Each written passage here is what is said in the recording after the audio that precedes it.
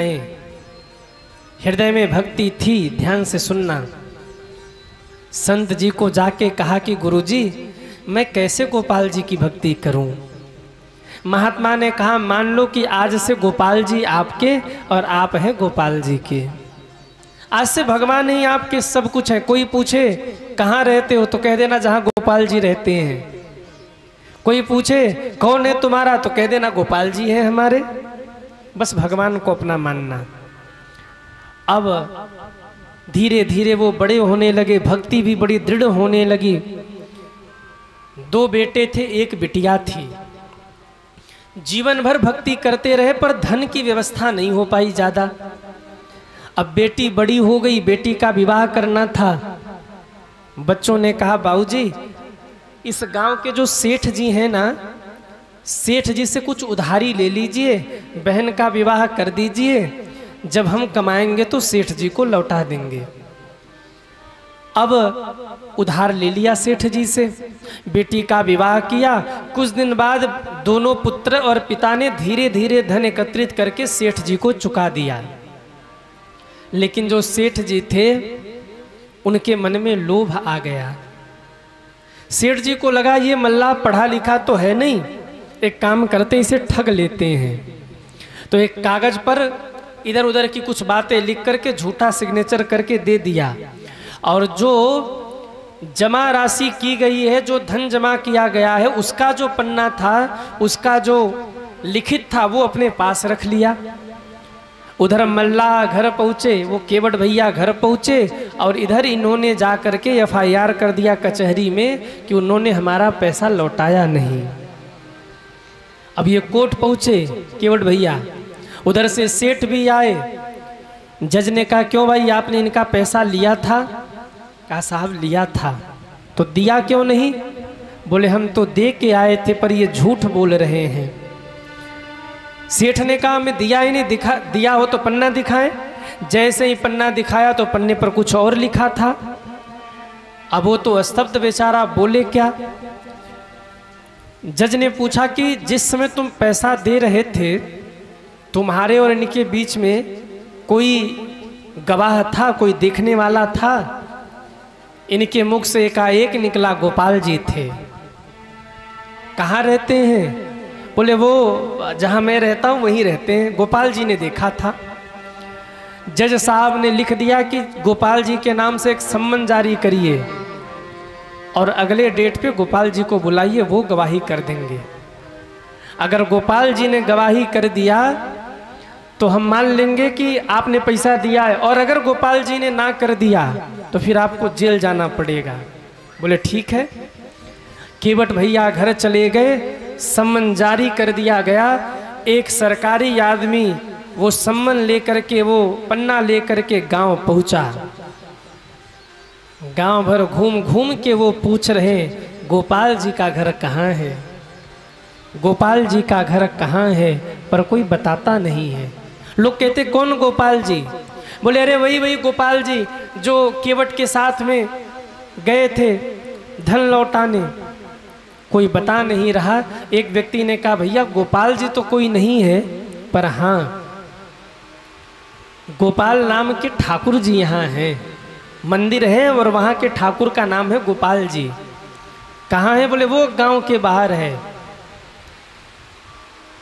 वाह, बोली भक्तवत्सल भगवान की जय हो। आप लोग विचलित न हो, ध्यान से कथा सुनो। गोपाल जी नाम का एक मंदिर है, वहीं बाहर है गांव के। सरकारी आदमी पहुंचा, देखा तो वहाँ गोपाल जी कोई हो तब तो। एक मंदिर था, सामने पुजारी जी बैठे थे। कहा गोपाल जी यहाँ कहीं रहते हैं क्या? पुजारी जी ने विनोद भाव में कह दिया कि गोपाल जी तो भीतर ही रहते हैं। सरकारी आदमी ने वो सम्मन वहीं दिया और वो चला गया। पुजारी जी ने जब वो पन्ना खोला तो उस पर लिखा था कि फलाने डेट को गवाही देने के लिए कोर्ट में जाना है। आहा, पुजारी जी के आंख में आंसू आ गए। दौड़े दौड़े ठाकुर जी के पास गए और ठाकुर जी के चरणों में बैठ करके रो पड़े, प्रभु जीवन में आपके लिए मिष्ठान चढ़ाने के लिए बहुत आया, फल फूल चढ़ाने के लिए बहुत आया, एक से एक भक्त आपके लिए माला लेकर के आए चढ़ाने के लिए, पर जीवन में पहली बार आपको चढ़ाने के लिए कोर्ट से सम्मन आया है, पत्र आया है, स्वीकार करिए, स्वीकार करिए प्रभु, अपने भक्त की लाज रखिए। और इतना कहते कहते पुजारी जी रो पड़े और पत्र वहीं गोपाल जी के चरणों में रख दिया। 2-4 दिन बीते, जिस दिन कोर्ट में हाजिर होना था उस दिन पुजारी जी भोर में उठ गए, भगवान का श्रृंगार किया, श्रृंगार करके बढ़िया से सजाया भगवान को। क्यों? आज गोपाल जी को गवाही देने जाना है। और वो सम्मन ठाकुर जी के हाथ में रख करके आँख में आंसू लेकर के पंडित जी बोले, प्रभु आपके सिवाय उस भक्त का कोई नहीं है, अपने भक्त की लाज रखना। आप जरूर जाना गवाही देने, नहीं आपका भक्त आज पराजित हो जाएगा, आपके सिवाय उसका कोई नहीं है। सम्मन हाथ में दे दिया, कपाट बंद कर दिया और पुजारी जी जाकर बैठ गए बाहर। और महाराज कहते उस केवट की तरफ से कीर्तन करना शुरू कर दिया। इधर केवट भैया पहुँचे, जज साहब भी आए, सेठ जी भी आए। जज साहब ने कहा, क्यों भाई गोपाल जी आए क्या? केवट के मुख से अचानक से निकला, बस आ ही रहे होंगे। आवाज लगाया गया, गोपाल जी हाजिर हो। उसी समय कहते एक बूढ़ा व्यक्ति हाथ में डंडा लिए, धोती कुर्ता पहने, कंधे पर एक पटका टांगे, कोर्ट में आकर खड़ा हो गया और कहा, मैं ही गोपाल जी हूं, बताइए क्या पूछना है। जज साहब ने देखा जैसे ही कुछ अलग प्रतीत हुआ, पर समझ नहीं पाए। बोले एक बात बताइए, जिस समय केवट ने पैसा लौटाया आप वहां थे? बोले हाँ मैंने देखा था, इस केवट ने सेठ जी को पैसा दिया है, ये सेठ झूठ बोल रहा है। तो बोले वो पत्र कहाँ है जिस पे लिखा पड़ी हुआ था? एकाएक से वो गोपाल जी बोल पड़े, सेठ जी के घर वाले अलमारी में बीच वाले तख्त पर एक बॉक्स रखा हुआ है, उसमें एक फाइल है और फाइल के बीचों बीच महाराज वो लेन देन का पन्ना भी रखा हुआ है, उसको मंगवाया जाए, सेठ जी को यहीं रोका जाए। सरकारी आदमियों को भेज करके वो पन्ना मंगवाया गया और जहां गोपाल जी ने बोला था वहीं वो पन्ना मिला। अब ये कोई गोपाल जी तो थे नहीं, ये तो साक्षात भगवान थे, रूप बदल के आए थे। ऐसे ऐसे प्रमाण गोपाल जी ने दिए कि जज साहब भी दंग रह गए। ऐसी गवाही तो आज तक किसी ने नहीं दी। सेठ को जेल हो गया, केवट भैया घर चले गए, पर कहते हैं जज साहब का सिर चकरा रहा है। आध्यात्मिक व्यक्ति थे जज साहब, सच्ची घटना मैं आपको बता रहा हूं। जज साहब उठे, जाकर अपने चेंबर में बैठे और चेंबर में बैठकर सोचने लगे ये था कौन। केवट को बुलवाया गया और बुला करके केवट से पूछा, केवट ये गोपाल जी कौन है? बोले वो है मेरे गांव के हैं। कहाँ रहते हैं? बोले जहाँ मैं रहता हूँ। तुम कहाँ रहते हो? केवट ने कहा जहाँ गोपाल जी रहते हैं। इतना कह के केवट भैया चले गए, पर जज साहब को संतोष नहीं हुआ।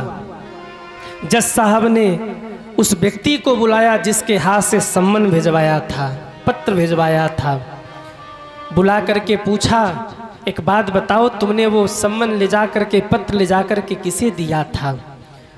उस सरकारी आदमी ने कहा, साहब मैं गांव भर घूमा पर कोई गोपाल जी मिले ही नहीं मुझे। फिर किसी ने बताया कि मंदिर में एक गोपाल जी रहते हैं, और जब मैं मंदिर पहुंचा तो वहां कोई नहीं था, केवल एक पुजारी जी बैठे थे। उन्होंने कहा था गोपाल जी भीतर हैं, और मैं वो पत्र उन्हीं ब्राह्मण देवता के हाथ में दे करके आ गया था। गोपाल जी मुझे मिले नहीं थे। जैसे इतना शब्द कहा, जज साहब कुर्सी से उठ करके खड़े हो गए। आंखों से आंसुओं की धारा बहने लगी। समझ गए वो गोपाल जी कोई और नहीं, मेरे ठाकुर जी ही गोपाल जी बन के आए थे। घर पहुंचे, अपने कक्ष में जा करके दरवाजा बंद करके फूट फूट के रोने लगे जज साहब। पत्नी ने दरवाजा खुलवाया। बोले क्यों रोते हो महाराज?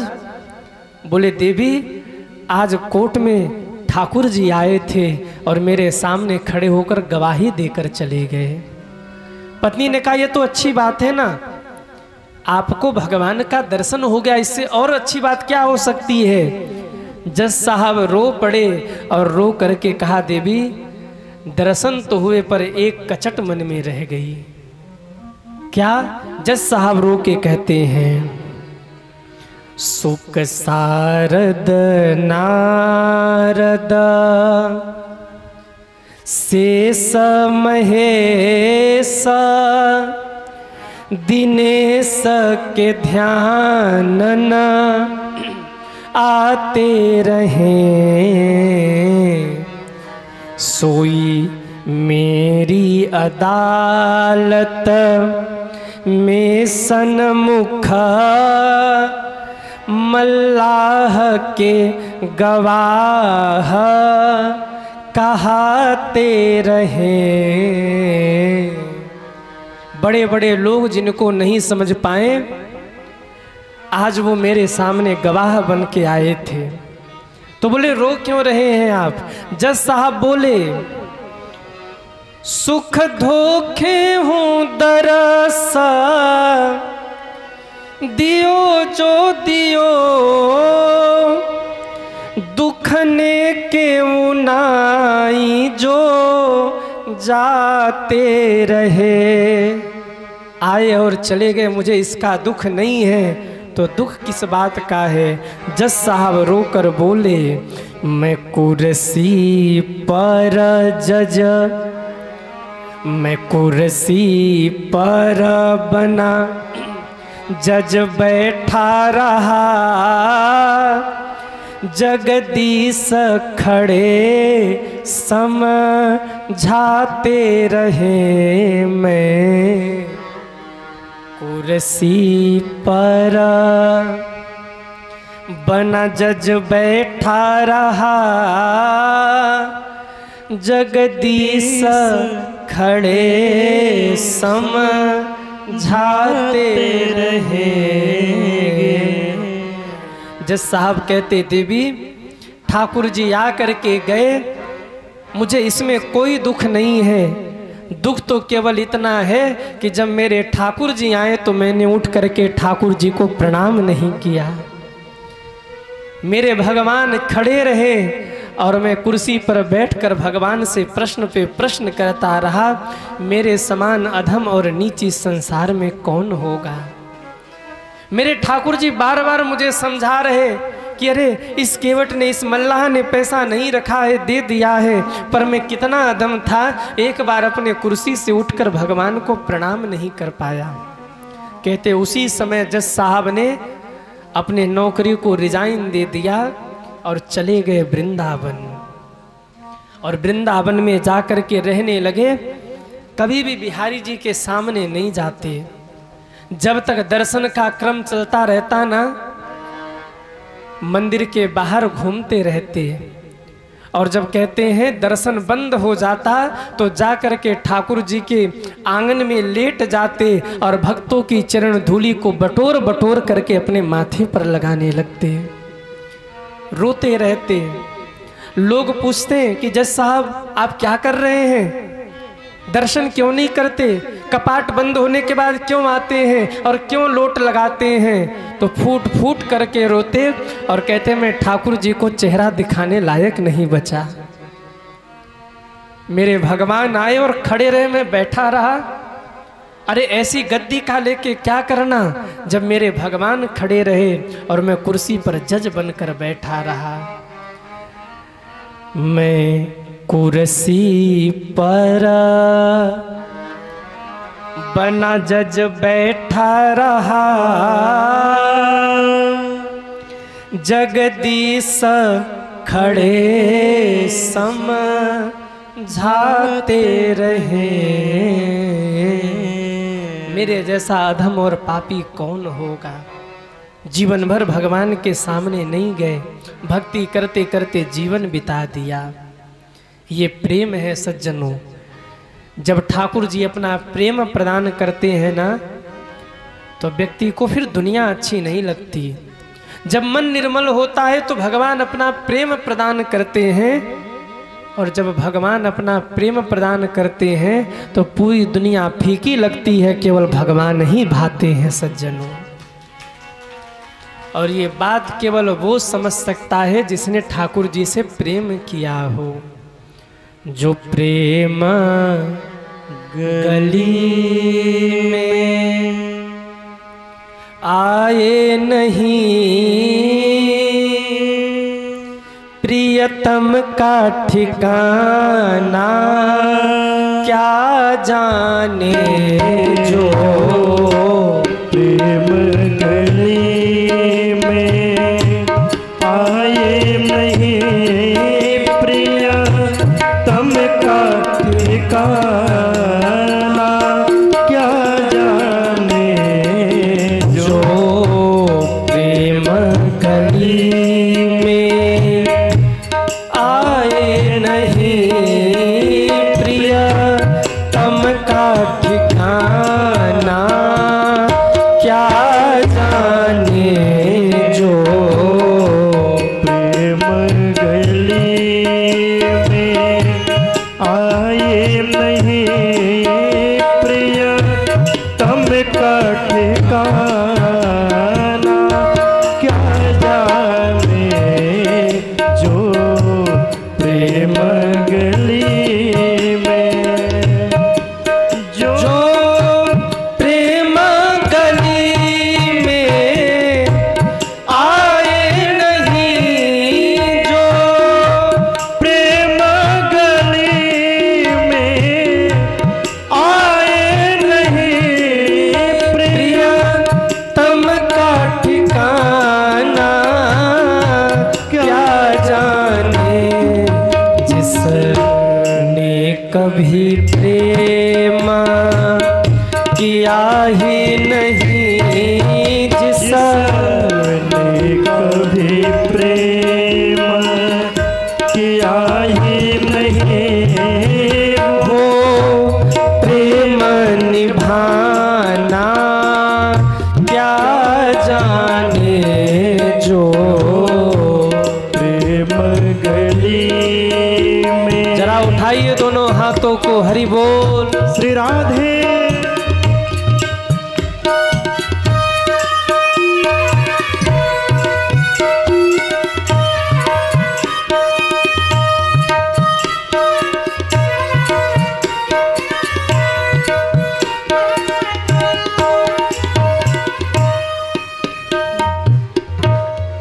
जो वेद पढ़े और भेद करे, जो वेद पढ़े और भेद करे, मन में नहीं निरमल ताई। मन में नहीं निर्मल ताए। कोई कितना भी चाहे ज्ञान कहे, कोई कितना भी चाहे ज्ञान कहे, भगवान को पाना क्या जाने। जो प्रेम गली में आए नहीं, प्रियतम का ठिकाना क्या जाने। जो प्रेम गली में आए नहीं, जो प्रेम गली में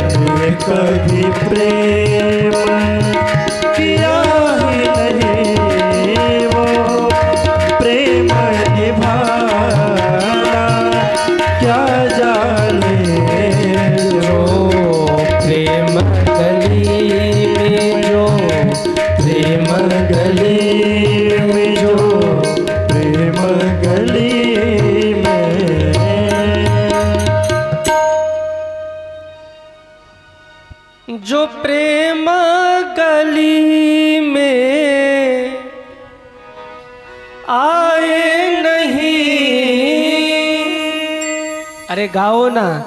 जो प्रेम आए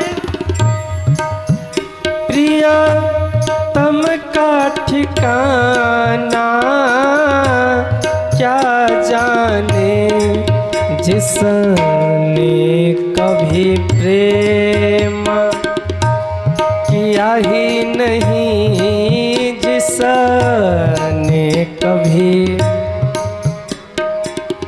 किया ही नहीं वो प्रेम निभाना, क्या जाने जो प्रेम गली में, जो प्रेम गली में, जो प्रेम गली में। राम ही केवल अरे प्रेम प्यारा, जान ले जो जानन हारा। मिलहि न रघुपति बिनु अनुरागा, किए कठिन जप जोग बिरागा। माई बाप ठाकुर जी चेहरे की सुंदरता नहीं देखते, ठाकुर जी मन की सुंदरता देखते हैं। अगर चेहरे की सुंदरता लेकर जाएंगे तो जैसे पूतना के सामने भगवान ने आंख बंद कर लिया, ऐसे ही हम लोगों को भी देखकर भगवान आंख बंद कर लेंगे। पर नजर उठाकर कब देखेंगे? जब मन सुंदर हो जाएगा। अरे जोर से बजा दो, बजाना ही है तो। हम लोग क्या करते हैं? पेंट के ऊपर पेंट करके घूम रहे हैं, पर जहां मन का पेंटिंग करना था, मन को भक्ति के रंग में रंगना था, वहां तो रंगा ही नहीं। हाँ, दुनिया भर के लोगों को बिठा लिया, झूठ कपट निंदा चुगली पाप सब मन में बिठा लिया, और जिस भगवान को बिठाना चाहिए था उनको तो बिठाया ही नहीं। हाँ, अच्छा बताओ, भगवान से आप लोग सच बोलते हैं कि झूठ बोलते हैं? हाँ, अच्छा समय समय पर मिजाज बदलता रहता है। वाह, अच्छा आप लोग सच बोलते हैं कि झूठ? कहिए, हम लोग कितने झूठे हैं ना।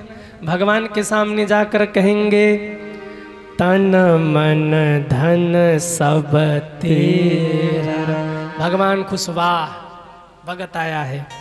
तब तक कहेंगे सब कुछ है तेरा, भगवान कहेंगे वाह तेरा तुझको अर्पण, क्या लागे मेरा।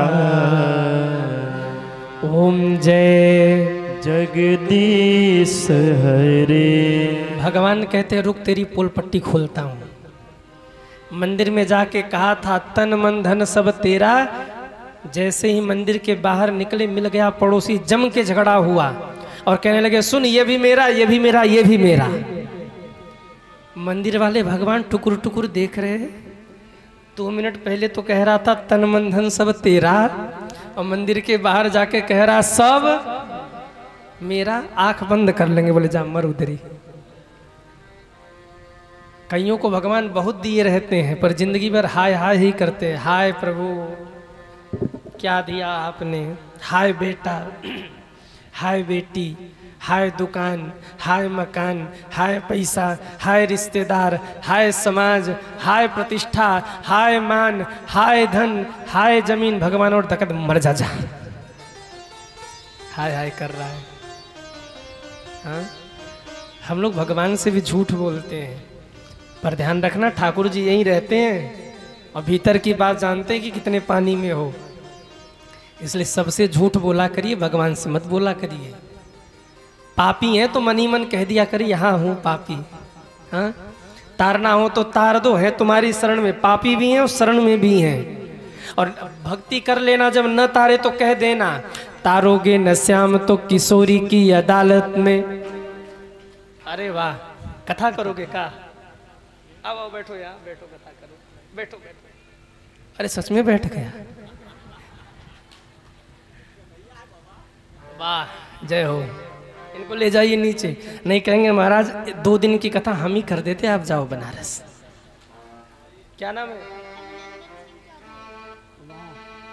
वो अभिनंदन, ये अभिनंदन सिंह चौधरी है, वो पाकिस्तान में गए थे, वही तो नहीं है? जाओ।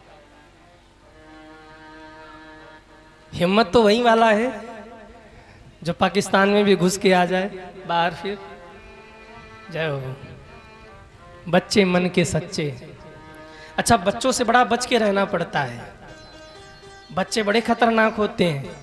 एक बच्चे ने स्कूल से छुट्टी ले ली, शाम के समय गांव में दादा के साथ मेला घूमने गया तो सामने से मास्टर साहब आ रहे थे। दादा ने कहा बेटा छुप जा छुप जा। क्यों? तुम्हारे गुरुजी आ रहे हैं और सुबह तुम कह के आए थे कि बीमारी का बहाना लेकर लगाकर तुम छुट्टी लेकर आए थे, छुप जा, नहीं देख लेंगे तो डांटेंगे। तू बीमारी का बहाना बना के आया था। बच्चे ने कहा बाबा छुपने की जरूरत हमें नहीं, आपको है। क्यों? बोले हम स्कूल में बोल के आए थे कि हमारे दादाजी चले गए।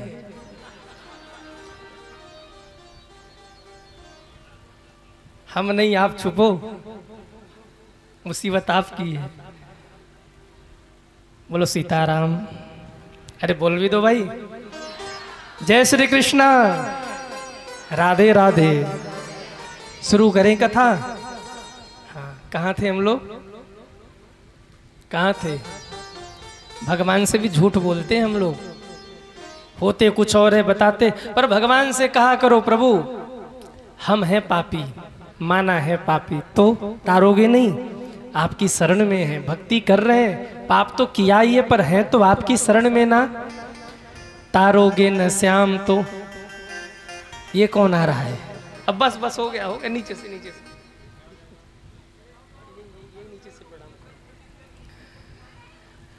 भैया कथा रह जाएगी, अब रहने दो, हो गया। नीचे से प्रणाम करो आप लोग, नीचे ही रोक कर रखिए इन लोगों को। हाँ बस बस ठीक है, वहीं प्रणाम करो, वहीं नीचे से। नहीं सच में कथा करनी हो तो हम जाएं। नीचे बैठो आप लोग। बोलिए भक्तवत्सल भगवान की जय हो। कहाँ थे हम लोग? कहिए कहाँ थे? प्रभु पाप तो किए हैं हमने, पर पाप करने के साथ साथ है तो आप ही के ना। आप नहीं तारोगे तो कौन तारेगा? बिरद तो आपकी बदनाम होगी, नाक तो आपकी कटेगी, मेरी क्या जाएगी? और नहीं तारोगे तो धमकी भी है सरकार, तारोगे न श्याम तो किशोरी की अदालत में, तारोगे न श्याम तो किशोरी की अदालत में, नेह को वकील कर मुकदमा लगाएंगे, नेह को वकील कर मुकदमा लगाएंगे। तारोगे नहीं तो FIR होगा आपके ऊपर और आप कहोगे, केस के गवाही में कहोगे तुम पापी हो, केस के गवाही में कहोगे तुम पापी हो। अगर आप ये दलित दोगे कि मैं पापी हूँ, नहीं तर सकता, केस के गवाही में कहोगे तुम पापी हो, तो बड़े बड़े पापियों के लिस्ट गिनाएंगे, बड़े बड़े पापियों की लिस्ट गिनाएंगे, बड़े बड़े पापियों के लिस्ट गिनाएंगे, बड़े बड़े पापियों की लिस्ट गिनाएंगे। इतने पापियों के लिस्ट गिना देंगे कि आप घबरा जाओगे। बड़े बड़े पापियों को तारा,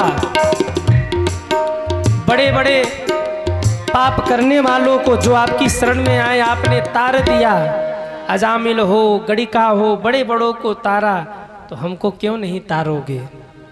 पर पहले भक्ति करिएगा, पहले FIR करने ही मत चले जाइएगा, नहीं मुकदमा उल्टे हो जाएगा। भगवान मानहानि का और एक ऊपर से ठोक देंगे, बोले जा।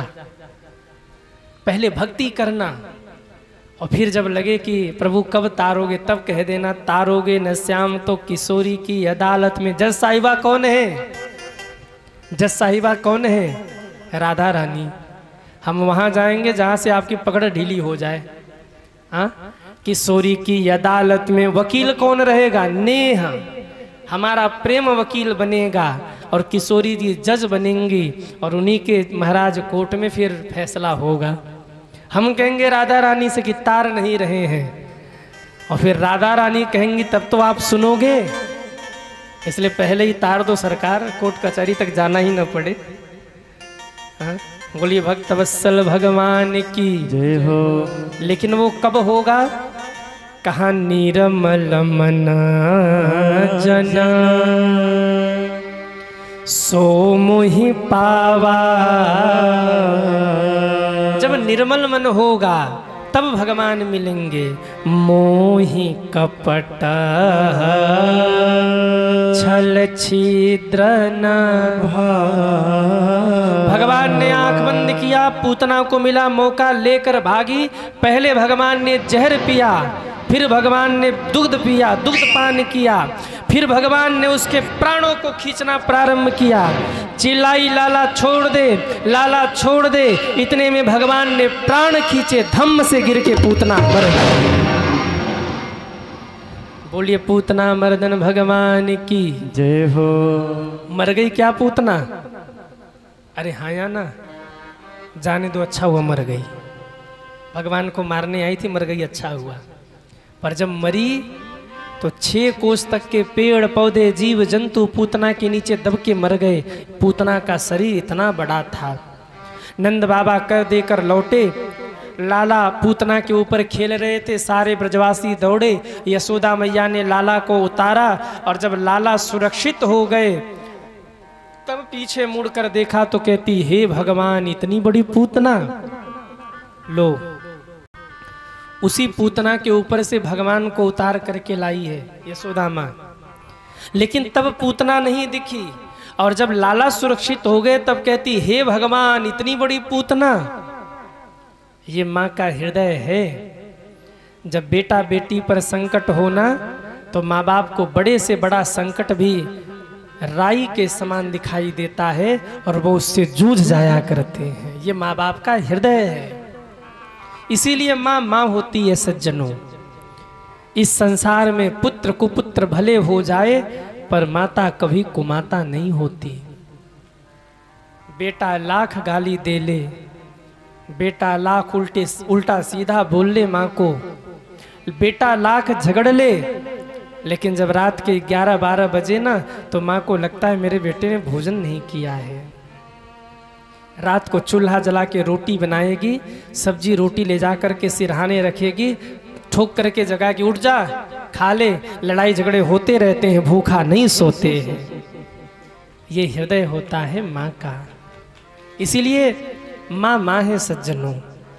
इस संसार में पुत्र कुपुत्र भले हो जाएं पर माता कभी कुमाता नहीं होती। माँ तो माँ होती है। माँ की ममता, माँ का वात्सल्य कहा नहीं जा सकता। एक रोटी हो, 2 बच्चे हो, 2 टुकड़े करके दोनों बच्चों को खिलाती है और खुद भूखे सो जाती, ये कह कर के मुझे भूख नहीं है। वो पात्र माँ होती है सज्जनों। आजकल के माँ बाप बच्चों को वृद्धाश्रम पहुंचा रहे हैं, पर याद रखना, भगवान ने अगर आपको माँ बाप दिए हैं ना तो उनका आदर करिए, वरना एक बार माँ बाप चले गए तो दोबारा लौट के मिलने वाले नहीं हैं। माँ बाप का आदर करिए, माँ माँ होती है। इस संसार में पुत्र कुपुत्र भले हो जाए पर माँ माँ होती है।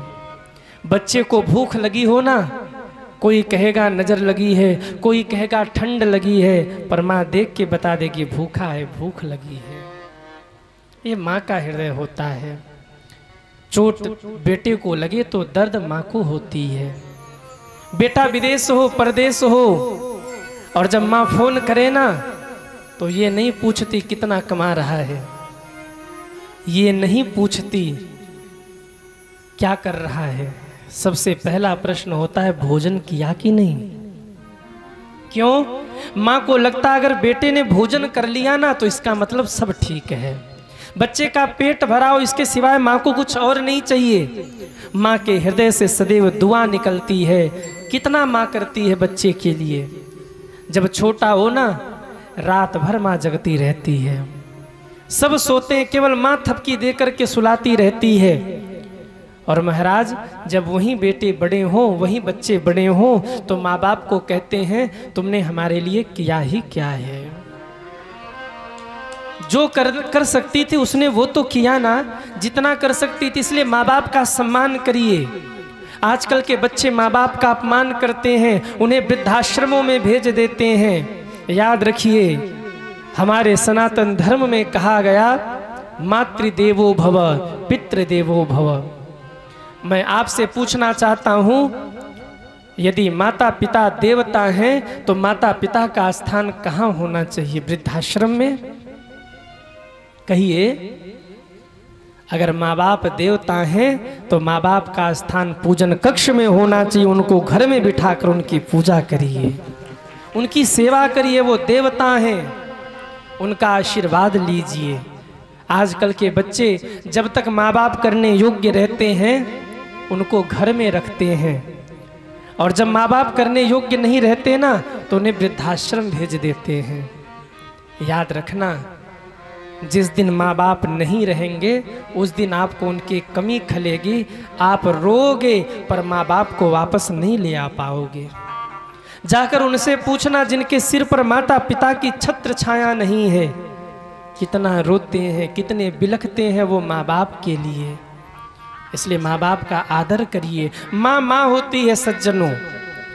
बेटा लाख गाली दे पर माँ दुआ ही देती है। एक शिकारी जंगल में बैठकर मृदंग बजाता था, और जब मृदंग बजाता था ना तो एक मेमना हिरण का बच्चा बड़े ध्यान से मृदंग की आवाज को सुनता था। एक दिन, 2 दिन, 3 दिन, 4 दिन शिकारी से रहा नहीं गया। शिकारी ने कहा, अरे मेमना, मैं जब मृदंग बजाता हूं तो तू इतने ध्यान से सुनता क्यों है? तुझे क्या इसमें लगता है? तुझे क्या पता चलता है? तुझे क्या समझ में आता है कि मैं क्या बजा रहा हूं? कहते हैं वो मेमना रो पड़ा, और उसने रो करके कहा, मुझे समझ नहीं आता कुछ, तो सुनते क्यों हो? मेमना ने आंख से आंसू बहाते हुए कहा, इस मृदंग के ऊपर जो चमड़ी लगी है वो चमड़ी मेरे माँ की है, और जब तुम मृदंग बजाते हो तो मुझे लगता है कि मेरी माँ मुझे पुकार रही है, और मैं स्तब्ध रह जाता हूँ, खड़ा रह जाता हूँ। ये होती है माँ, जो जाने के बाद भी जिसकी दुआएं बच्चों के साथ होती हैं। माँ का आदर करिए, वरना जाकर उनसे पूछना जो अनाथालय में पड़े हैं, जिनके पास माता पिता की छत्र छाया नहीं है। माँ माँ होती है। किसी ने बड़ा प्यारा गाया, माई के दूधवा जैसन दुनिया में अरे मिठाई ना मिली। माई के दूधवा जैसन दुनिया में अरे मिठाई ना मिली। जग में सब मिल जाई लेकिन एगो माई ना मिली। जग में सब मिल जाए लेकिन एगो माई ना मिली। माई के दूधवा जैसन दुनिया में मिठाई ना मिली। माई के दूधवा जैसन दुनिया में मिठाई ना मिली।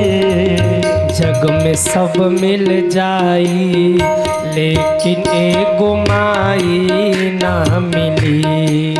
जग में सब मिल जाए लेकिन एगो माई ना मिली। माई के अचरा जैसन दुनिया में रजाई ना मिली। माई के अचरा जैसन दुनिया में रजाई ना मिले। जग में सब मिल जाई लेकिन एगो माई ना मिली। जग में सब मिल जाए लेकिन एगो माई ना मिली।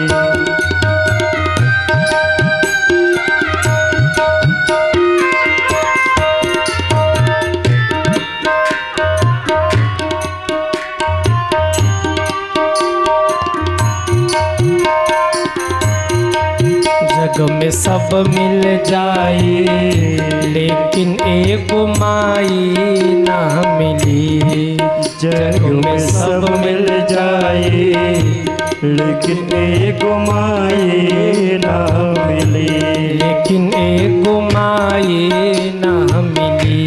लेकिन एगो माई ना मिली।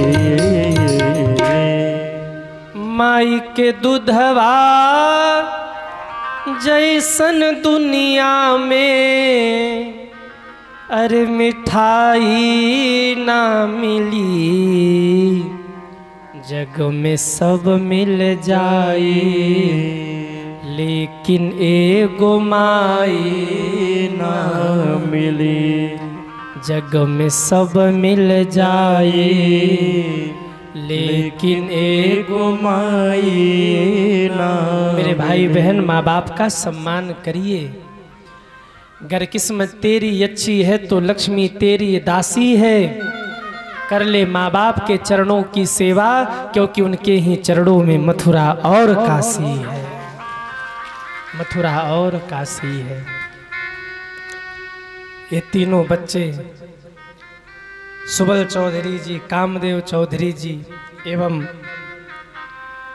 विमल चौधरी जी, ये जो भागवत कथा का अनुष्ठान किया, मेरे भाई बहन, धन तो हर कोई कमाता है, पर कितने सौभाग्य की बात है माता पिता बैठकर भागवत सुन रहे हैं।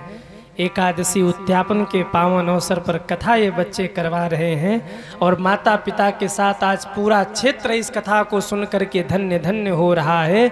महाराज, जन्म देना सार्थक हो गया माँ का इन बच्चों को, जिन्होंने माँ बाप के लिए ऐसा धार्मिक अनुष्ठान किया। केवल अपने नहीं सुन रहे, पूरा क्षेत्र सुन रहा है। आजकल माँ बाप कुछ बोल दें कि बेटा तीर्थ करना है ना, कई बच्चे गाली दे के बात करते हैं, पैसा लोगे, पैसा चाहिए, जाओ वृद्धाश्रम रहो, जीवन भर कैसे मैंने पैसा, मैं जानता हूँ कैसे कैसे बच्चे हैं। माँ बाप को डांट देते हैं। माँ बाप तीर्थ यात्रा के लिए धन मांगे, डांट देते, झगड़ जाते हैं, वृद्धाश्रम भेज देते हैं। पर मेरे भाई बहन, जीवन में भगवान धन दे, माँ बाप को भागवत सुनवाइए। कभी अवसर मिले ना उन्हें तीर्थ यात्रा भेज दीजिए। धन आता जाता रहेगा, पर माता पिता जीवन में एक ही बार मिलते हैं, चले गए तो लौटकर मिलने वाले नहीं हैं। उनका आदर करिए। वृद्धाश्रम मत भेजिए अपने माँ बाप को, वो देवता हैं, घर में रख करके उनका सम्मान करिए। उनके सेवा से, माता पिता के सेवा से आयुर्विद्या यशो बलम, ये चारों आपको मिल जाएगा। उनके आशीर्वाद से आपको सब कुछ मिल जाएगा। उनकी सेवा करिए, उनका अपमान मत करिए। कुछ बच्चे कह देते, माँ तूने मेरे लिए किया ही क्या है। एक बालक ने माँ से कह दिया, माँ मुझे तेरे ऋण से उऋण होना है। माँ बुद्धिमान थी, सत्संगी थी। माँ ने कहा ठीक है बेटा, उऋण हो जाना, लेकिन मेरी 2-3 शर्त है, वो शर्त पूरी कर देना। बेटे ने कहा कहो माँ। माँ कहती है, बेटे तू जब रात को रो रहा था ना, तो तेरे लिए मैं रात भर जगती रही। उस रात के आंखों की नींद मुझे लौटा देना, मेरे ऋण से तो ऋण हो जाएगा। तू बीमार था और महादेव के मंदिर में मत्था टेक टेक कर मैंने तेरे लिए जो मन्नतें मांगी ना, मेरे उन आंसुओं को वापस कर देना, तू मेरे ऋण से उऋण हो जाएगा। और गंगा मैया के ऊपर से जाती हुई रेलगाड़ी के डिब्बे में मैंने जब झांक कर देखा खिड़की से बाहर, तो गंगा मैया नीचे थी। 2 का सिक्का न्यौछावर करके गंगा मैया में तेरे सलामती के लिए फेंका था। वो 2 का सिक्का गंगा मैया से मांग कर मुझे दे देना, मेरे ऋण से तो ऋण हो जाएगा। तुझे जब नजर लगी थी ना, तू रो रहा था। 4-5 मिर्च लेकर नमक लगाकर मैंने न्यौछावर करके जो आग में फेंका था, नजर उतारी थी, वो मिर्च मुझे धूड़ करके दे देना, तू मेरे ऋण से ऋण हो जाएगा। असंभव है। पैर की अपने शरीर के चमड़ी को उतार करके अगर उसकी जूती बना के भी माँ के चरणों में पहना दोगे तो भी माँ के ऋण से कभी जीवन में ऋण नहीं हो सकते। इसलिए माँ बाप का आदर करिए सज्जन। माँ तो माँ होती है। यशोदा मैया लाला को उतार के ले आई, लाला सुरक्षित है। नंद बाबा आए, पूतना के शरीर को काट करके जलाया गया, पूतना की मुक्ति हुई। माताओं ने मिलकर ठाकुर जी के नज़र उतारे। एक दिन, कुछ दिन बीते थे, ठाकुर जी ने करवट ली, उत्सव हुआ घर में। उसी समय सकटासुर आया, सकट गाड़ी में बैठ के भगवान को दबाने लगा। भगवान ने सकटासुर का वध कर दिया। बोलिए कृष्ण कन्हैया लाल की। तृणावर्त भगवान ने मारे और फिर गर्गाचार्य जी आए तो बच्चों का नामकरण हुआ। जो रोहिणी नंदन थे उनका नाम रखा बलराम, और जो यशोदा नंदन थे उनका नाम रखा कृष्ण। यशोदा मैया बोली, अरे ओ बाबा, ये क्या नाम रख रहे हो कृष्ण? हाँ, हमारे मुख से तो कृष्ण कृष्ण निकलेगा भी नहीं, मैं तो बूढ़ी हो रही हूँ, अब कोई अच्छा सा नाम रखो जो हम आसानी से बुला सके। बाबा ने कहा तो अपने मन से ही नाम रख लो। यशोदा मैया बोली, आपने मेरे लाला का नाम कृष्ण रखा है, पर मैं तो अपने लाला को आज से कनुआ ही कह के बुलाऊंगी। क्या नाम रख दिया? कनुआ। और दादा को देखकर बोली, ये है बलुआ। ये बलुआ, वो कनुआ, दोनों का नाम बिगड़ गया। अब तो मैया जब भी बुला रहे हो कनुआ कनुआ, कन्हैया कहे हाँ मैया, बोले आजा इधर आ, दौड़ के आ जाते ठाकुर जी। बच्चों का नाम दो ही लोग बिगाड़ते हैं, या तो माँ बिगाड़ती है या तो मामा बिगाड़ते हैं। बचपन में इन दोनों को थोड़ा सावधान रहना चाहिए, बच्चों का नाम बिगड़ जाएगा। एक व्यक्ति का नाम बचपन में पड़ गया मूरख चंद। हाँ, क्या नाम पड़ गया? मूरख चंद। अब गांव वाले कहते हैं, अरे ओ मूरख चंद भैया। उसको बड़ा बुरा लगे। उसने ये निर्णय लिया कि मैं गांव छोड़कर गांव से बाहर जाऊंगा, अब नहीं रहूंगा इस गांव में। पूरे गांव के लोग हमको मूरख चंद बुलाते हैं। गांव छोड़कर दूसरे गांव में चला गया। प्यास लगी थी, नल लगा हुआ था, एक बिटिया जल पी रही थी।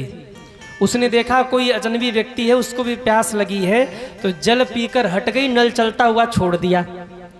अब मूरख चंद ने जल पिया और जब टोटी बंद करने लगे तो वो टोटी बंद ही न हो, पानी बंद ही न हो। 2 मिनट हुआ, 5 मिनट हुआ, वो बिटिया देख रही थी, इनसे टोटी बंद नहीं हो रही। गुस्से में आकर बोली, अरे पानी बर्बाद हो रहा, मूरख चंद तू हट जा, मैं बंद करती हूँ। अब वो बगल में हटा, टुकुर टुकुर देखे, बोले टोटी बाद में बंद करना, पहले ये बताओ हमारा नाम कैसे पता चला तुम्हें? गांव से भागा था इसीलिए कि नाम बदल जाएगा। और यहां भी मूरख चंद, तुझे नाम कैसे पता लगा? बोले हरकतें ऐसी हैं कि कोई भी मूरख चंद कहेगा। तो गांव वाले नाम भी बिगाड़ देते हैं, सावधान रहना चाहिए थोड़ा सा। ठाकुर जी का नामकरण हुआ, गर्गाचार्य जी ने नामकरण किया। नामकरण गुरु के द्वारा होना चाहिए। लोग कहते हैं गुरु बनाना क्यों जरूरी है? याद रखिए, घर में बेटा हो बेटी हो, अपने बच्चों का नामकरण गुरु के द्वारा करवाइए। गुरु का ही अधिकार है नामकरण का। और निवेदन करूं, जीवन में बेटा हो बेटी हो, अपने बच्चों का नाम गुरु के द्वारा करवाइए। ये गुरु का अधिकार है, इसीलिए जीवन में गुरु जरूरी है। दुख आए सुख आए हम किससे कहेंगे? जीवन में गुरु होना जरूरी है। और गुरु भी कैसा होना चाहिए? गुरु ऐसा नहीं होना चाहिए जो अपने में फंसाए। गुरु ऐसा होना चाहिए जो शिष्य के हाथ को पकड़कर भगवान में लगा दे। हाँ, ये नहीं कि मेरी पूजा करो, मैं ही भगवान हूँ, मेरा ही नाम लो। नहीं, गुरु एक माध्यम है जो केवल मार्ग दिखाता है। गुरु का परम उद्देश्य होना चाहिए कि शिष्य को मार्ग दिखा करके भगवान के चरणों में पहुंचा दे। ये गुरु का उद्देश्य है सज्जनों। इसलिए जीवन में गुरु बनाना जरूरी है। गुरु जी ने नामकरण किया। अब इसके बाद ठाकुर जी थोड़े से बड़े हुए तो अब घर घर जा कर के ठाकुर जी माखन चुराने लगे। अब मेरे ठाकुर जी की माखन चोरी लीला प्रारंभ हुई। नाम पड़ गया माखन चोर। बोलिए माखन चोर भगवान की जय हो। आहा रुंझुन बाजे पैजनिया लाला चलने लगे। गाएंगे नहीं, अभी कथा बहुत है। थोड़े से बड़े हुए ठाकुर जी। एक दिन ठाकुर जी ने माटी खाई। माँ ने पूछा तो कहते ना हम भक्षितवानम व सर्वे मिथ्याभिशंसिनः यदि सत्य गृहस्तर ही समक्षम पश्चिमे मुखम। मुख खोला तो माँ को पूरे ब्रह्मांड का दर्शन करा दिया। माँ मूर्छित होकर गिरी। अरे लाला तू देवता है कि दैत्य है कि इंसान है कि भगवान, तू है कौन? कन्हैया ने मुख बंद किया, माया समेटी, फिर मुख खोलकर बोले माँ मैं तो तेरा लाला हूँ। माँ ने कहा तेरे मुख में भी कुछ देखा हमने। बोले वो तो बूढ़ी हो गई ना, अब तुझे दिखाई नहीं देता। इसीलिए कहते बहू ले आ, बहू सेवा करेगी, तू बैठी रहना। पहली बार कन्हैया ने कहा बहू ले आ, मैया तो चौंक गई। अरे वो छोरा, मुंह धोनो ते तो को आवे ना है। कौन अपनी बेटी का विवाह करेगा तुम्हारे साथ? कौन बनेगी तुम्हारी बहू? भोजन हम कराते हैं, थपकी देकर हम सुलाते हैं तुम्हें, और चला है बहू लाने के लिए। कन्हैया ने कहा माँ बाकी चिंता तू छोड़ दे, तू एक बार हाँ कर, एक क्या 1000 बहू लाकर तुम्हारे सामने खड़ी कर दूं। अरे बोले कौन बहू बनेगी बता, कौन तेरे साथ विवाह करेगा? कौन है जो तेरे साथ विवाह करेगी? कौन ऐसी कन्या है? ठाकुर जी ने कहा अरे मैया बाकी चिंता तू छोड़ दे, हमने सारी व्यवस्था बिठा दी। कौन है? राधिका गोरी से, बिरज की छोरी से, मैया कराए दे मेरो ब्याह। राधिका गोरी से, गाइए। बिरज की छोरी से, मैया कराए दे मेरो ब्याह। उम्र तेरी छोटी है, नजर तेरी खोटी है, कैसे कराए दूं तेरो ब्याह। उम्र तेरी छोटी है, जय हो। नजर तेरी खोटी है, कैसे कराए दूं तेरो ब्याह। हरि बोल श्री राधे।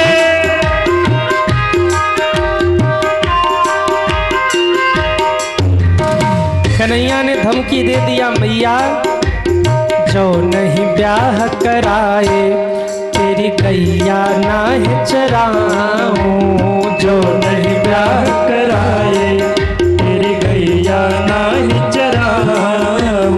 आज के बाद मेरी मैया तेरी देहली पर ना आऊं। आएगा रे मजा, रे मजा, अब जीत हार का। राधिका गोरी से, बिरज की छोरी से, मैया कराए दे मेरो ब्याह। राधिका गोरी से, हरि बोल। बिरज की छोरी से, मैया कराए दे मेरो ब्याह। दोनों हाथ ऊपर करके ताली सेवा करते हुए हरि बोल। जय हो।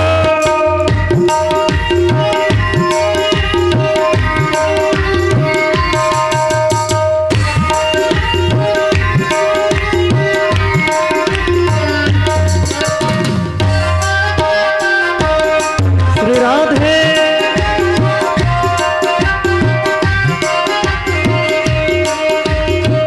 कन्हैया ने देखा कि धमकी से काम नहीं चल रहा है, तो धीरे से कन्हैया ने प्रलोभन दिया। अरे मैया छोटी सी दुल्हनिया जब अंगना में डोलेगी। छोटी सी दुल्हनिया जब अंगना में डोलेगी। किसी के पैर थिरक रहे हो ना तो आप आनंद से नृत्य कर सकते हैं। कई लोग बैठे बैठे ही झूम रहे हैं। छोटी सी दुल्हनिया जब अंगना में डोलेगी। छोटी सी दुल्हनिया जब अंगना में डोलेगी। तेरे सामने मैया वो घूंघट ना खोलेगी। तेरे सामने मैया वो घूंघट ना खोलेगी। कावू से जा कहो बैठेंगे द्वार पे राधिका गोरी से विरज की छोरी से मैया कराए दे मेरो ब्याह। राधिका गोरी से जय हो छोरी से मैया करा दे मेरे। हरि बोल श्री राधे।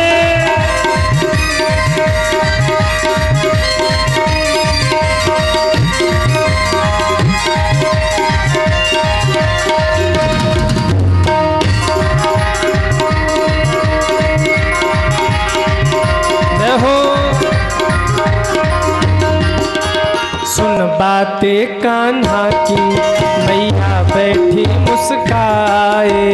सुन बातें कान्हा की मैया बैठी मुस्काए। लेके बलैया मैया हिमड़े से अपने लगाए। लेके बलैया मैया हिवड़े से अपने लगाए। नजर कहीं लग जाए ना मेरे लाल को राधिका गोरी से विरज की छोरी से मैया कराए दे मेरो ब्याह। राधिका गोरी से हरि बोल छोरी से मैया करा दे मेरो ब्याह। उम्र तेरी छोटी है नजर तेरी खोटी है कैसे कराए दूं तेरो ब्याह। कैसे कराए दूं तेरो ब्याह। कैसे कराए दूं तेरो ब्याह। कैया कराए दो मेरो ब्याह। राधिका गोरी से बिरज की छोरी से मैया कराए दे मेरो ब्याह। माँ बोली उम्र तेरी छोटी है अरे नजर तेरी खोटी है कैसे कराए दूं तेरो ब्याह। आहा ठाकुर जी की लीला आगे बढ़ी। एक दिन माँ की गोद में बैठे मैया मैया कर रहे थे। इतने में मैया ने गोद से उतार दिया। ध्यान से सुनिए, इस महीने का नाम जो दामोदर मास पड़ा वो क्यों पड़ा। मैया ने लाला को गोद से उतार दिया। दूध मरा चूल्हे पे चढ़ाया था उसे बचाने चली गई। लाला को गुस्सा आया, कहा अच्छा मैया हमसे प्यारा वो मटके में जो चूल्हे पे दूध चढ़ा के रखा वो है, चिंता मत करो 5 किलो बचाने गई हो 50 किलो बर्बाद करूँगा। लालो को आया गुस्सा और वो पहले ज़माने में मसाला पीसने वाला सिलबट्टा होता था, क्या बोलते थे उसको, हैं सिलबट्टा ही बोलते थे ना। उठाया पत्थर का सिलबट्टा और ददिया सास के जमाने की जितनी मटकी थी धड़ाधड़ मार के फोड़ दिया। सारी मटकी को फोड़ी। ददिया सास के जमाने की सारी मटकियां रखी पड़ी थी, दूध दधी माखन घी भरा था, बड़ी बड़ी बड़े बड़े मटके साहब, सारे मटके फोड़ दिए। सारा दूध दधी माखन बह गया। लाला छपाछप खेलने लगे। मैया को क्रोध आया। मैया ने आके पकड़ा, कहा चल लाला तुझे आज बताती हूँ, बड़ा मन बढ़ गया है तेरा। लेके गई आंगन में एक उखल रखा था, रस्सी उठाया, लगी बांधने। ठाकुर जी ने लीला कर दी, 2 अंगुल रस्सी छोटी पड़ गई। माँ ने कहा अच्छा अभी बताती हूँ। दूसरी रस्सी जोड़ के फिर बांधना शुरू किया, फिर 2 अंगुल रस्सी छोटी पड़ गई। ये रस्सी 2 अंगुल ही छोटी क्यों पड़ रही है। माँ कहती है मैं तुझे बांध दूंगी, और भगवान कहते मैं नहीं बंधूंगा। माँ का ममत तो कहता है तुझे बंधना पड़ेगा, और भगवान ब्रह्म है और भगवान का वो ब्रह्म स्वरूप कह रहा है कि मैं नहीं बधूंगा, ब्रह्म तो बधता ही नहीं है। माँ कहती है बेटा बन के आए हो तो बधना पड़ेगा।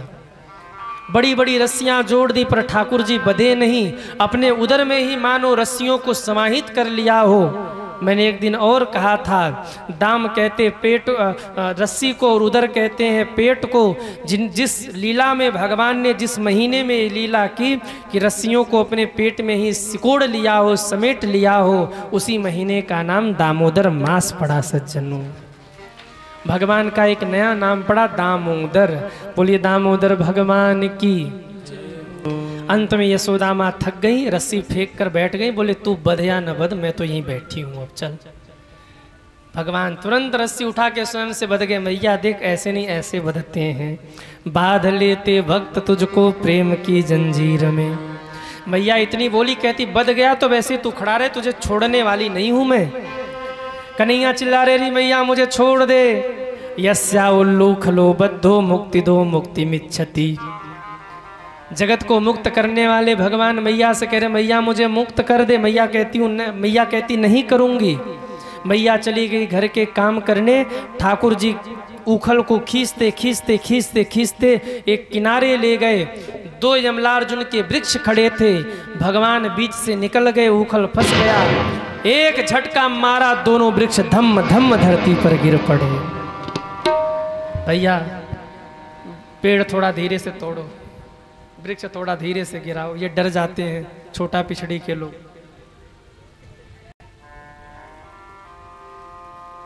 वृक्ष धड़ाधड़ धड़ते।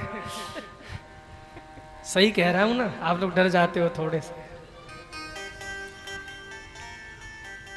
दोनों वृक्ष टूट के गिर पड़े। ये नल कुबर मणिग्रीव थे, कुबेर के पुत्र थे, इनको श्राप लगा था, भगवान ने इन्हें मुक्त कर दिया। अब माँ ने कहा यहाँ नहीं रहना, क्योंकि लाला पे रोज नई मुसीबत आ रही। अब हम सब वृंदावन जाएंगे। भगवान को लेकर के यशोदा मैया सारे ग्वाल बाल वृंदावन गए। वहाँ जाने के बाद भगवान ने गैया चराना शुरू किया।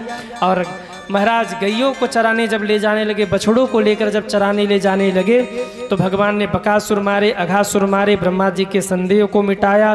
काली यमुना जी में कालिया नाग आके बैठ गया था। भगवान ने ताता थैया करके कालिया नाग के ऊपर नृत्य भी किया था। बोलिए कालिया नाग मर्दन भगवान की जय हो। हमारे काशी जी में नाग नथैया होता है। काशी जी में नाग नथैया होता है।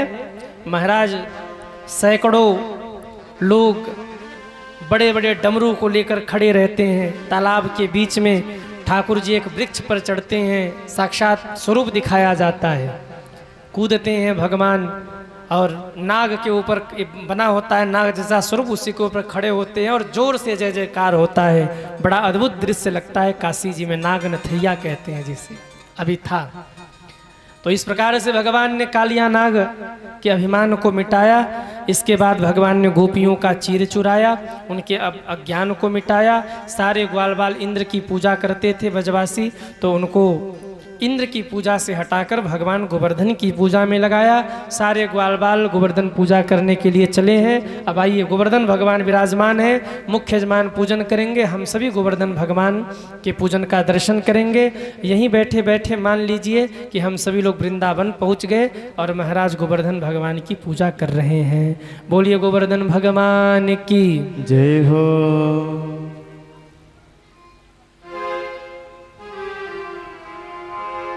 श्री गोवर्धन महाराज। मुख्य यजमान जाएं और गोवर्धन भगवान का पूजन करें। आज सुबह ही इंद्र देवता ने आज सुबह से इंद्र देवता ने खूब कृपा की, क्योंकि आज गोवर्धन लीला थी। तो हम लोग गोवर्धन भगवान का पूजन कर ले, ताकि भगवान की कृपा हम सभी पर बनी रहे। आप सभी दर्शन करें और चलिए जरा गोवर्धन की तलहटी में। श्री गोवर्धन महाराज महाराज मेरे तेरे माथे मुकुट विराज रहो। श्री गोवर्धन महाराज महाराज तेरे माथे मुकुट विराज रहो। श्री गोवर्धन महाराज महाराज तेरे माथे मुकुट विराज रहो। श्री गोवर्धन महाराज महाराज तेरे माथे मुकुट विराज रहो, तेरे माथे मुकुट विराज रहो, तेरे माथे मुकुट विराज रहो, तेरे माथे मुकुट विराज रहो, तेरे माथे मुकुट विराज रहो। श्री गोवर्धन महाराज महाराज तेरे माथे मुकुट विराज रहो, श्री गोवर्धन महाराज महाराज तेरे माथे मुकुट विराज रहो। बोलिए गोवर्धन भगवान की जय हो। दोनों हाथ उठा के ताली सेवा करते हुए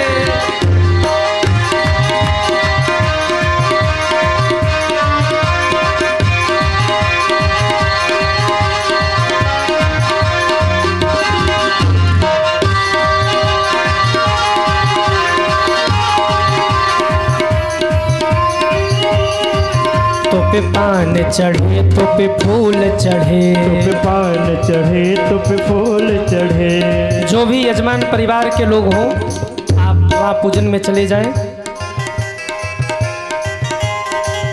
तो पे पान चढ़े तो पे फूल चढ़े, तो पे पान चढ़े तो पे फूल चढ़े, तो पे पान चढ़े तो पे फूल चढ़े, तो पे पान चढ़े तो पे फूल चढ़े। और चढ़े जय हो, चढ़े जय हो। और चढ़े दूध की धार, हाँ धार तेरे माथे मुकुट विराज रहो, और चढ़े दूध की धार, हाँ धार तेरे माथे मुकुट विराज रहो। श्री गोवर्धन महाराज महाराज तेरे माथे मुकुट विराज रहो, श्री गोवर्धन महाराज महाराज तेरे माथे मुकुट विराज। हरि बोल। श्री राधे।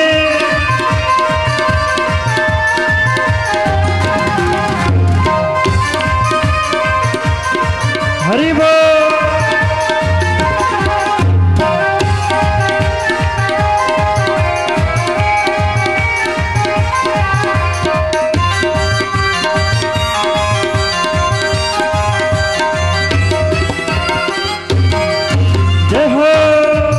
तेरो नाम पढ़्यो है गिरधारी, तेरो नाम पढ़्यो है गिरधारी, तेरो नाम पढ़्यो है गिरधारी, तेरो नाम पढ़्यो है गिरधारी, तेरो नाम पढ़्यो है गिरधारी, तेरो नाम पढ़्यो है गिरधारी, तेरो नाम पढ़्यो है गिरधारी, तेरो नाम पढ़्यो है गिरधारी। यो नख पर, जय हो, यो नख पर, जय हो। यो नख पर गिरिवर धार, हाँ धार तेरे मुकुट विराज रहो, यो नख पर गिरिवर धार, हाँ धार तेरे माथे मुकुट विराज रहो। श्री गोवर्धन महाराज महाराज तेरे माथे मुकुट विराज रहो, श्री गोवर्धन महाराज महाराज तेरे माथे मुकुट विराज रहो। हरि बोल। श्री राधे।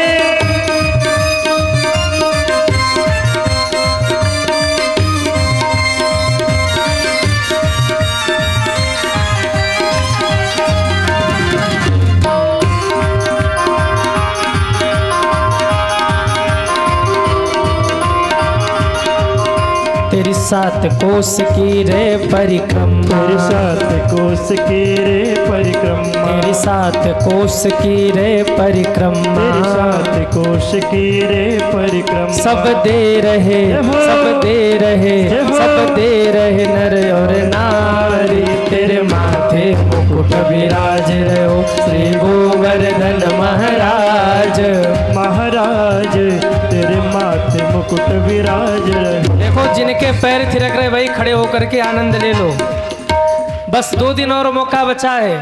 श्री गोवर्धन महाराज महाराज तेरे माथे मुकुट विराज रहो, श्री गोवर्धन महाराज महाराज जय हो। तेरे माथे मुकुट विराज रहो।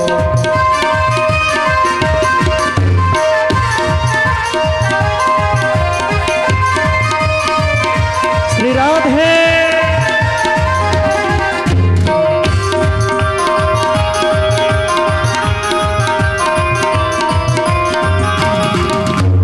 कान में कुंडल साज रहे, तेरे कान में कुंडल साज रहे, तेरे कान में कुंडल साज रहे, तेरे कान में कुंडल साज रहे, तेरे कान में कुंडल साज रहे, तेरे कान में कुंडल साज रहे। कंठी की अजब बहार, हाँ बहार, तेरे माथे मुकुट विराज रहो। कंठी की अजब बहार, बहार, तेरे माथे मुकुट विराज रहो। श्री गोवर्धन महाराज, महाराज, तेरे माथे मुकुट विराज रहो, तेरे माथे मुकुट विराज रहो, तेरे माथे मुकुट विराज रहो। बोलिए गिरिराज महाराज की जय हो। सभी प्रणाम करके यथा स्थान पर बैठ जाएं। आप सभी भी आरती के बाद गिरिराज महाराज की आप 5 परिक्रमा 7 परिक्रमा करके भगवान को प्रणाम करके ही जाइएगा। बोलिए गोवर्धन भगवान की जय हो। सभी लोग बैठ जाइए यथा स्थान पे। मंगलमय ढंग से गोवर्धन भगवान का पूजन संपन्न हुआ। सभी यजमान परिवार भी प्रणाम कर को भगवान को प्रणाम करके यथा स्थान पर आकर विराजमान हो जाएं। सभी बैठ जाइए, बस 5 मिनट और आपका समय लगेगा। इसके बाद हम सभी आरती दर्शन करेंगे। सभी यथाशीघ्र यथास्थान पर बैठ जाएं। बोलिए भक्तवत्सल भगवान की जय हो। मंगलमय ढंग से गोवर्धन भगवान का पूजन हुआ। इंद्र ने खूब वर्षा की, भगवान ने गोवर्धन पर्वत उठा करके ब्रजवासियों की रक्षा की। अब आज गोवर्धन इंद्र बरस रहे हैं। आज रात भर बरसने दीजिए, कल दिन भर बरसने दीजिए, कल शाम के 7 बजे देखते हैं कि आगे होता क्या है। तो इंद्र घनघोर बारिश कर रहे हैं तो करने ही दीजिए, वैसे भी कर ही रहे हैं इंद्र बारिश, रुके कहाँ हैं। तो आज रात भर बारिश होने दीजिए, कल दिन भर बारिश होने दीजिए, कल शाम के 7 बजे देखते हैं कि क्या होता है। तब तक के लिए सभी दोनों हाथ जोड़िए और आज की कथा को श्री हनुमान जी के चरणों में समर्पित करें। कथा विसर्जन आज की सुनहु वीर हनुमान, राम लखन सीता सहित सबका करहु कल्याण। बोलिए हनुमान जी महाराज की जय हो। आज इन्हीं शब्दों के साथ अपनी वाणी को विश्राम। कल के लिए आप लोग